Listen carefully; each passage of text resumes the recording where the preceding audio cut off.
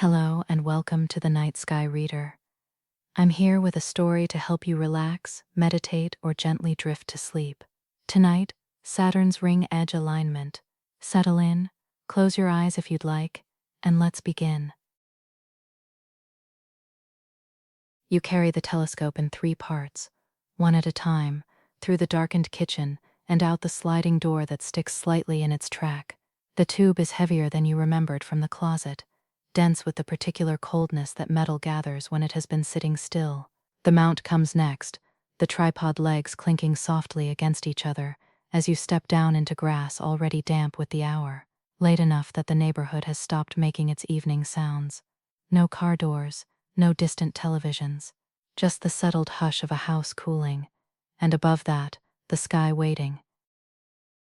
You set the tripod on a patch of lawn near the fence where the grass feels shortest under your shoes. The legs sink a 1/4 inch into the earth. You place the enamel mug you brought out here beside the eastern leg, where the metal also meets the ground. The mug makes a small sound against the aluminum. You notice this because you are listening for small sounds now, letting your body adjust to the scale of what the night requires. Saturn is there when you look up, a steady golden point above the dark silhouette of the neighbor's roof. It does not announce itself. It simply persists, lower than you might have hoped, skimming the atmospheric thickness near the horizon. You know from the ephemeris that this spring of 2025 brings the rings nearly edge-on, a geometry that tilts Earth's view toward the ring plane like a coin spinning on its edge until it seems to disappear. You have been waiting for this since late winter, since you first read about the alignment and marked it somewhere private, a date to hold against the year. But waiting, you are learning, feels different from the inside of the doing. You assemble the scope in the dark, fingers finding bolts by memory, and the faint red glow of the flashlight you keep angled toward the ground. The eyepiece clicks into the focuser with a sound like a lock turning. You do not rush. There is no audience. The yard is ordinary, a shed, the fence, a garden bed that needs tending. The ordinariness is the point. You are not on a mountaintop. You are here, where the grass needs cutting, and the patio furniture has left faint circles in the lawn. When you finally bend to the eyepiece, the rubber cup is cold against your brow. You nudge the scope. Saturn swims into the field of view, trembling in the air, quivering with the restlessness of miles of weather between you and the planet, because even on a clear night you are always looking through weather. And then you see what you came for.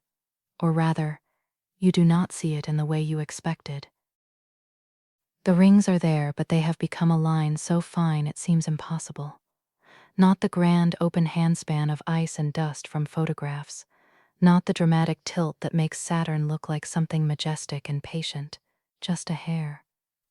A thread, a blade of light so slender crossing the pale gold globe that you question whether you are seeing it at all. You refocus.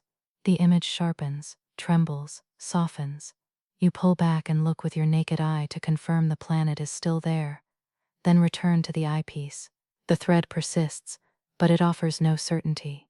It wavers in the atmospheric boil, sometimes vanishing entirely into the shimmer, sometimes asserting itself as a dark line scribed across the planet's cream-colored face.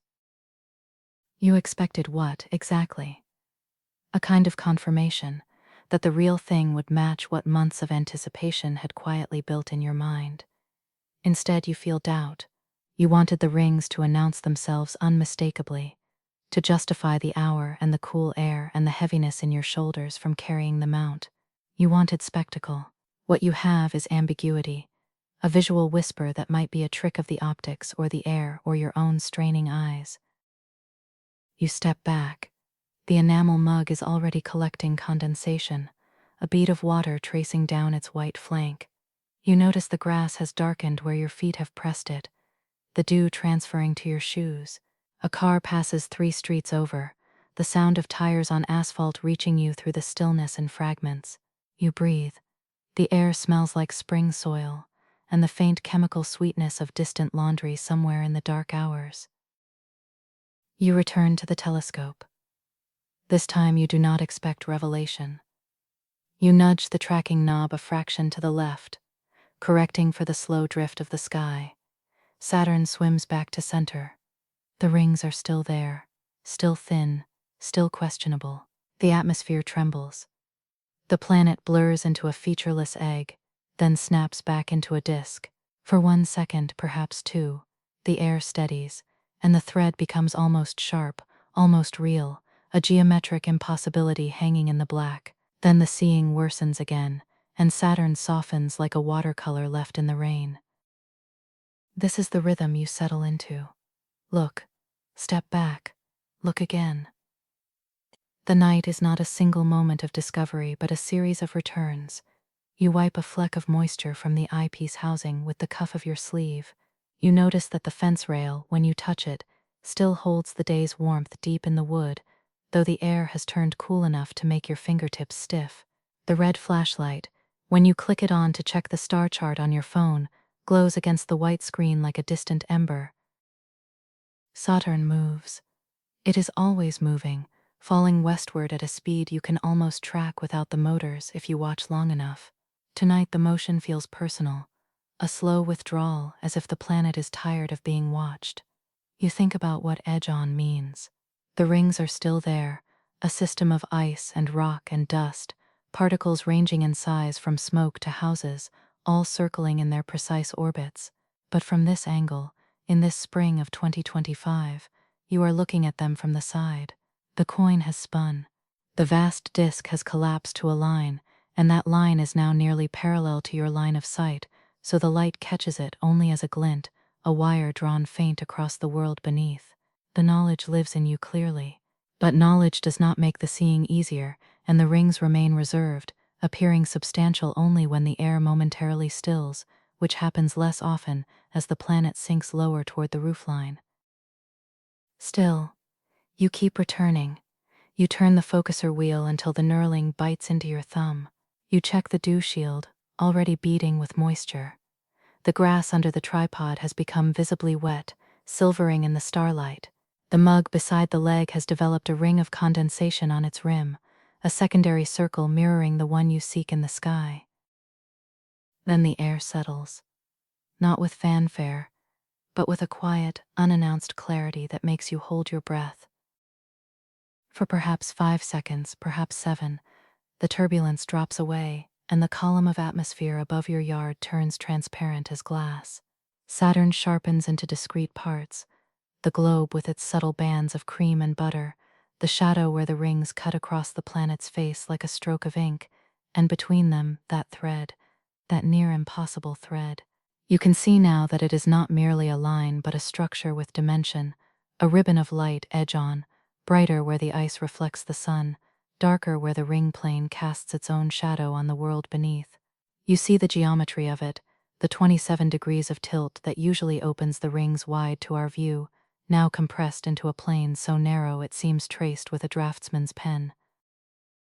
It is beautiful not because it is grand, but because it is real.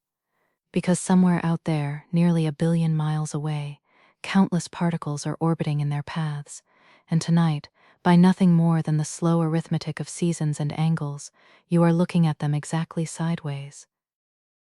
Then the air moves.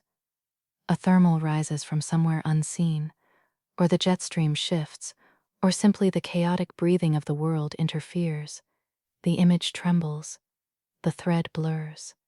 Saturn becomes an amber smear, and when it sharpens again, the clarity has passed. You stand upright, feeling the vertebrae in your spine realign, and you look at the yard. The dew has advanced. It has claimed the arms of the chair you dragged out earlier and forgot to sit in. It has jeweled the spider webs between the fence slats. It has painted the telescope's black tube with a sheen of moisture that reflects the starlight in scattered points. Saturn is lower now, skimming the roof, its light taking on the faint amber tint of atmospheric extinction. The seeing will not improve again tonight. You know this the way you know the weight of your own fatigue, but instead of the disappointment you expected, you feel something else, a loosening. The rings do not need to perform for you. They were there, and you were there, and for a handful of seconds the geometry aligned, not just in the solar system but in your own attention, your own willingness to wait for what is barely there. You return to the telescope, but differently now. You track the planet manually, nudging the mount by hand rather than motor, feeling the slow drag of the Earth's rotation through the resistance of the gears. The rings are visible still, but softer, dreamier, the thread now seeming less like a blade and more like a breath. The image wavers, but you do not flinch. You let it waver. You let the atmosphere have its way. The mug is cold when you touch it. You set it down and notice how the grass has flattened where you have paced back and forth between the eyepiece and the fence, a path of darker green in the starlight. The circles repeat themselves. The eyepiece rim, the planetary disk, the ring of condensation on white enamel, the flattened grass, the orbital paths, everything circling, returning, coming back to itself. Saturn touches the roof now, its light beginning to fragment in the last layers of air. You could move the telescope to find a clearer gap, but you do not. There is a dignity in letting it go. You have seen enough, which means you have seen almost nothing, and it has been sufficient. You cap the telescope. The dew is heavy enough now that it runs in slow rivulets down the tube, dark lines on black paint.